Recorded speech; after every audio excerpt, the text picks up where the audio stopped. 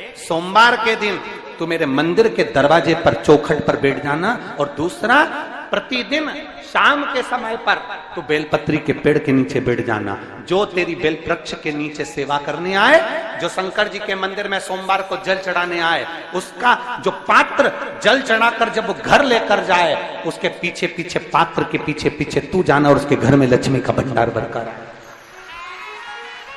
लक्ष्मी बेलपत्र के वृक्ष के नीचे तू विराजमान हो जा। उस बेलपत्र के वृक्ष के नीचे जो बुआरी लगाए, सेवा करे, चाकरी करे, एक बेटी को जैसे बड़ा करते हैं वैसे बेलपत्री के वृक्ष को जो बड़ा करे, बेलपत्री के वृक्ष का जो पालन करे, पोषण करे, उसकी संभाल करे, उस बेलपत्री के वृक्ष को जैसे जैसे वो उन्नति करे, वैसे वैसे उसके घर में समृद्धि बढ़ते जाए। उस जिसका खुद का मकान नहीं हो, खुद का मकान नहीं हो, किराए के मकान में रहते रहते जिंदगी बीत रही हो, खुद का नहीं, और बहुत दुख का जीवन चल रहा हो, बहुत कष्ट का जीवन, बहुत अपना खुद का कोई मकान नहीं, मान लो प्लाट है पर मकान बन नहीं रहा, या कोई प्रॉपर्टी अपनी नहीं बन रही, तो हम इस व्यासपीठ से कहना चाहेंगे कि एक प्रयोग अवश्य करिएगा, एक प्रयोग अवश्य।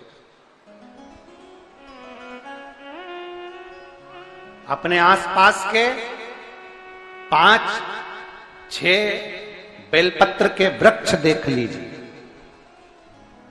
अपने आसपास के नजदीक के 5-6 बेलपत्र के बड़े बड़े वृक्ष देख लो या छोटे वृक्ष देख लो। उन 5-6 वृक्ष को धीरे धीरे उनकी सेवा करना प्रारंभ करो, उन वृक्षों को बड़ा करना प्रारंभ करो, उन वृक्ष के नीचे सफाई करना प्रारंभ करो, उन वृक्ष को जल देना प्रारंभ करो, उन वृक्ष को आप खाद देना प्रारंभ करो, उन वृक्ष की सेवा संभाल करना प्रारंभ कर दो, उस वृक्ष के नीचे बुआरी काटना प्रारंभ कर दो, झाड़ू लगाना प्रारंभ कर दो, उस वृक्ष के नीचे सफाई करना प्रारंभ कर दो। उस बेलपत्री के 5-6-7 वृक्ष को आप गोद ले लो। गोद लेना मतलब मैं इसकी सेवा करूंगा, मैं इसमें जल दूंगा, मैं इसके खाद दूंगा, मैं इसकी सेवा करूंगा, कुछ मत करो, बस केवल इस शरीर से उस बेलपत्र के वृक्ष की सेवा करना रोज प्रारंभ कर दो। 6 महीना इंतजार करना और 6 महीना लगातार सेवा करना, 7वां महीना आपका और हमारा, और बताना कि भोलेनाथ ने प्रॉपर्टी दिलाई कि नहीं दिलाई और आगे बढ़ा है।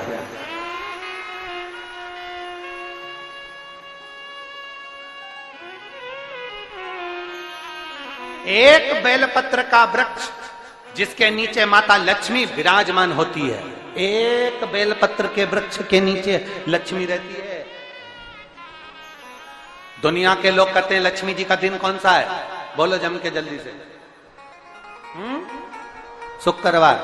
दुनिया के लोग कहते हैं लक्ष्मी जी का दिन शुक्रवार है, पर माता लक्ष्मी से पूछा जाए कि तुम्हारी माता ख्याति देवी नारायण भगवान के साथ तुम्हारी शादी नहीं कर रही थी, शंकर को लक्ष्मी दे रही थी, तब तुमने भगवान शंकर से विनती करी, भोले बाबा मैं नारायण से प्रेम करती हूं, भगवान नारायण से मेरा विवाह हो। तो माता ख्याति देवी से शंकर भगवान ने विनय कर कर कहा कि लक्ष्मी जी का विवाह नारायण के साथ कर दिया जाए। भगवान नारायण के साथ जब लक्ष्मी जी का विवाह हो गया, तब लक्ष्मी जी हाथ जोड़कर बोलती हैं, बाबा मेरा विवाह नारायण के साथ हो गया, पर मैं आपके चरणों की सेवा करना चाहती हूँ, बाबा आप कृपा करिए कि मैं क्या करूं आपके लिए। शंकर भगवान कहते हैं, लक्ष्मी बस 2 चीजें कर दे, एक सोमवार के दिन तू मेरे मंदिर के दरवाजे पर चौखट पर बैठ जाना, और दूसरा प्रतिदिन शाम के समय पर तू बेलपत्री के पेड़ के नीचे बैठ जाना। जो तेरी बेल वृक्ष के नीचे सेवा करने आए, जो शंकर जी के मंदिर में सोमवार को जल चढ़ाने आए, उसका जो पात्र जल चढ़ाकर जब वो घर लेकर जाए, उसके पीछे पीछे पात्र के पीछे पीछे तू जाना और उसके घर में लक्ष्मी का भंडार भरकर आए। लक्ष्मी बेलपत्र के वृक्ष के नीचे तू विराजमान हो जा। उस बेलपत्र के वृक्ष के नीचे जो बुआरी लगाए, सेवा करे, चाकरी करे, एक बेटी को जैसे बड़ा करते हैं वैसे बेलपत्री के वृक्ष को जो बड़ा करे, बेलपत्री के वृक्ष का जो पालन करे, पोषण करे, उसकी संभाल करे, उस बेलपत्री के वृक्ष को जैसे जैसे वो उन्नति करे, वैसे वैसे उसके घर में समृद्धि बढ़ते जाए, उसके घर में वैभव बढ़ते जाए। ये शंकर भगवान माता लक्ष्मी से करे, भगवान शिव माता लक्ष्मी से करे। तो भस्म, अगर शिव के मंदिर में भस्म मिल जाए, शंकर पर चढ़ी हुई भस्म अगर मिल जाए तो, और अगर भस्म ना मिले ना, तो शंकर के जो शंकर भगवान का जो शिवलिंग है, शिवलिंग के आसपास में जो जलाधारी है, यहाँ अगर भस्म ना मिले तो इस जलाधारी पर अपना हाथ स्पर्श कर कर अपने तन पर उसको लगाकर जरूर आओ। भस्म एक शंकर पर चढ़ा हुआ जल, दूसरे नंबर पर है शंकर पर चढ़ी हुई भस्म। ये दो स्पर्श जरूर, स्पर्श। एक भस्म का एक बड़ा सुंदर चरित्र आता है। दूसरा, जिस भूमि पर बैठकर कथा सुनो उसकी रज को अपने मस्तक पर थोड़ा सा लगाकर अवश्य जाओ, वो जीवन का एक आनंद है। और शंकर के मंदिर में जाओ तो दो चीजें अवश्य लेकर आओ। पहला, शंकर जी पे चढ़ा हुआ, जम के बोलो, जल अवश्य लेकर आओ। क्योंकि जब तुम जल लेकर आते हो, पात्र लेकर आते हो, तो मेरा महादेव लक्ष्मी जी को तुम्हारे पीछे पीछे तुम्हारे घर तक भेजते हैं। चढ़ी हुई बेलपत्र मत खाओ, लोग कहेंगे शंकर पर चढ़ा हुआ ये मत खाओ। हम इस व्यासपीठ से निवेदन करना चाहेंगे कि आप अगर दिल रखकर अपने बाबा से कहोगे ना, तो बाबा पर चढ़ा हुआ जो जल है ना, वो जल साधारण नहीं रहता। मेरा भोलेनाथ जब दुनिया को अमृत देता है तो तुमको भी अमृत दे देता है। दो चीजें कभी मत छोड़ो। अगर मंदिर में गए हो तो दो चीजें कभी मत छोड़ो। कथा में गए हो तो दो चीजें कभी मत छोड़ो। एक, कथा श्रवण करना।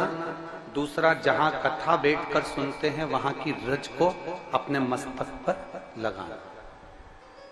कथा सुनने के बाद आप यहां से जाओ, भले दरी बिछी है, आसन बिछा है, कारपेट बिछा है, उस पर अपना हाथ फेर कर उस रज को अपने मस्तक पर जरूर लगाओ। क्योंकि शिव पुराण में, भागवत पुराण में, स्कंद पुराण में, कुर्म पुराण में, नर्मदा पुराण में, लिंग पुराण में, नारद पुराण में, ब्रह्म वैवर्त पुराण में, जितनी भी पुराणे हैं, सब पुराणों में लिखा है कि जिस स्थान पर बैठकर हम भगवान की कथा को सुनते हैं, उनको याद करते हैं, जितनी देर हम उनको याद करते हैं उतनी देर वो परमात्मा उस स्थान पर बैठा हुआ रहता है। हाथ रखकर बोलना, शंकर भगवान से तुम्हारा रिश्ता कौन सा? शिव जी से आपका कौन सा रिश्ता?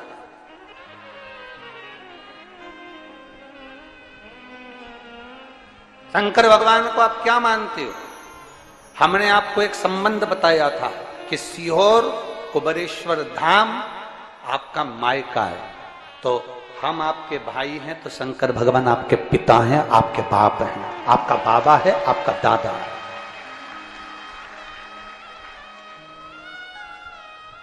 अब आपसे हम प्रश्न करें, उत्तर मेरी कुरुत की बहनें भी देंगी और मेरे जीजा उन भी देंगे और मेरी बेटियां और मेरे बेटे देंगे उत्तर। आपसे प्रश्न करें, अगर बेटी को दुख होगा तो क्या वो अपने बाप से नहीं कहेगी? बोलो तो जम के। बेटी को तकलीफ है, वो अपने बाप से ना कहेगी। बेटे को तकलीफ है तो वो अपने पिता से, अपनी मां से नहीं कहेगा, मम्मी मुझे ये तकलीफ है, पापा मुझे ये दुख है, मां मुझे ये तकलीफ है, पिताजी मुझे ये कष्ट है। क्या वो अपने माँ बाप से नहीं कहेंगे? क्या वो अपने माँ बाप से विनय नहीं करेंगे? और माँ, पिता, फिर उसके करीब में, उसके नजदीक में जो भी होता है वो माँ बाप निकाल कर उसको दे देते हैं, माता पिता उसको दे देते हैं। माता पिता, लोग कहते हैं कि शंकर जी पे चढ़ा हुआ जल मत पियो, लोग कह देते हैं शंकर जी पे चढ़ी हुई बेलपत्र मत खाओ। कोई इस बहन से पूछे, सुनीता सोनी से, कि शंकर पर चढ़े हुए जल से उसकी गांठ जो डबल से उसके शरीर में आ गई थी वो समाप्त हो गई, तो जरा विश्वास करिएगा कि एक बेटी अपने माँ बाप से ही तो कहेगी, और बाप के पास में जो होगा वही तो अपनी बेटी को देगा दुख को मिटाने के लिए। तो मेरे शंकर भगवान के पास तो उसका चढ़ा हुआ जल है। दूसरा, जिस भूमि पर बैठकर कथा सुनो उसकी रज को अपने मस्तक पर थोड़ा सा लगाकर अवश्य जाओ, वो जीवन का एक आनंद है। और शंकर के मंदिर में जाओ तो दो चीजें अवश्य लेकर आओ। पहला, शंकर जी पे चढ़ा हुआ जम के बोलो, जल अवश्य लेकर आओ, क्योंकि जब तुम जल लेकर आते हो, पात्र लेकर आते हो, तो मेरा महादेव लक्ष्मी जी को तुम्हारे पीछे पीछे तुम्हारे घर तक भेज देता। दो चीजें लेकर अवश्य आओ, और शिव पुराण में जाओ तो दो चीजें लेकर अवश्य जाओ। पहले नंबर पर शंकर की कथा और अपने अंदर विश्वास कि मेरे महादेव की मैंने कथा सुनी है, अब मैं भटकूंगी नहीं। सारी दुनिया में मैंने ठोकर खा ली, अब कहीं ठोकर नहीं खाऊंगी, अब तो दरवाजे पर महादेव के जाऊंगी, बाकी कहीं। दूसरा, कथा में बैठी हूं बाबा के इस रज को, ये रज नहीं है, ये धूल नहीं है, ये मेरे बाबा के कैलाश 12 ज्योतिर्लिंग का चंदन है, इसको मस्तक चढ़ाऊंगी अपने हृदय से। लाते हो आप लोग? हाथ उठाओ जरा, रख लो, बहुत बढ़िया, प्रणाम आपको सभी को, नमन। 2 बूंद जल लेकर आओ, पगला नहीं पियो तो उस जल को अपने घर में छींट दो।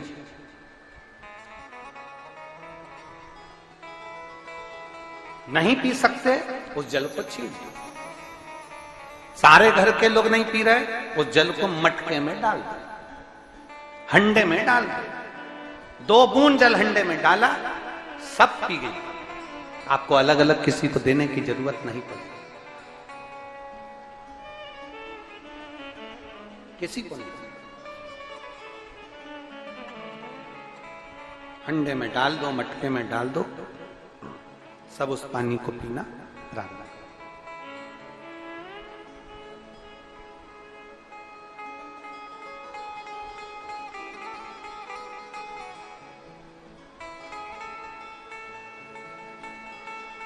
उस जल के महत्व को जो बच्चों का दर्द नहीं देख सकते,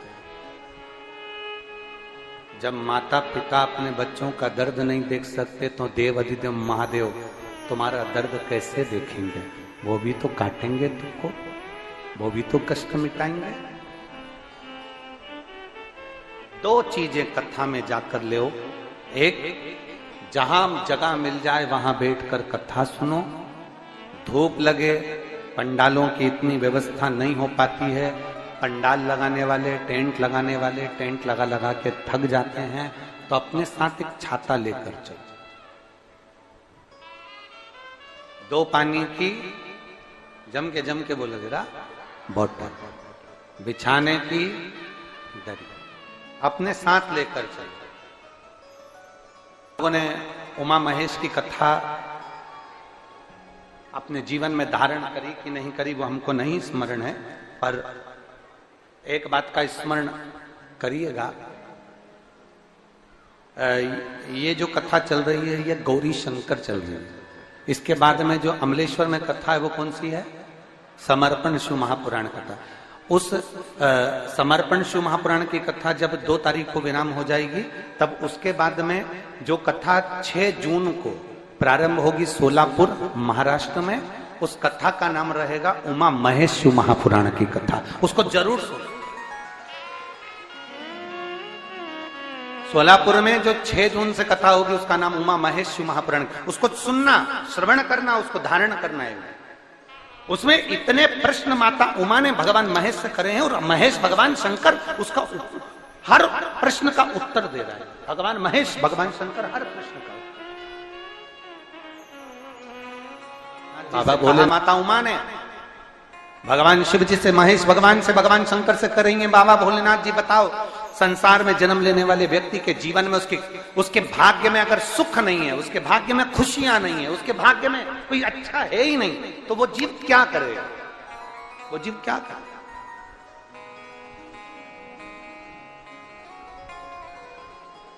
भगवान शंकर कह रहे हैं, पार्वती,